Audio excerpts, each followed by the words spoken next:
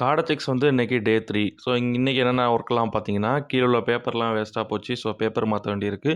ட்ரிங்கரோட ஹைட்ட கூட்டணும். ஃபீடர் வைக்கணும். அதெல்லாம் எப்படி பண்ணலாங்கிறத பார்க்கலாம் வாங்க. நீங்க பார்த்துட்டு இருக்கிறது தான் ட்ரிங்கர். பக்கத்துல இருக்கிறது இருக்கு இல்லையா, ஸ்பைடர் மாரி தான் ட்ரிங்கருடைய ஸ்டாண்டு. இதில 2 அட்ஜஸ்ட்மெண்ட் உண்டு. இப்படி போட்டிங்கன்னா ஹைட் கம்மியா இருக்கும். அதே தலைக்கு மாரி போட்டிங்கன்னா ஹைட் ஜாஸ்தியா இருக்கும். ஸோ அதுக்கப்புறம் ஃபீடர். இதுதான் சிக் ஃபீடர்னு சொல்லுவாங்க.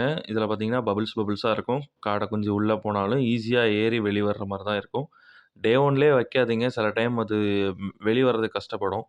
ஸோ நமக்கு வந்து கீழ பேப்பர் எல்லாம் மாத்தி, நம்ம க ட்ரிங்கர், ஃபீடர் எல்லாம் செட் பண்ணியாச்சு. முக்கியமான விஷயங்க, பெப்பர் மதச்சல நான் லைட் ஆஃப் பண்ணிட்டு டக்குன்னு போய் கை வைக்காதீங்க. லைட் பயங்கர சூடா இருக்கும்.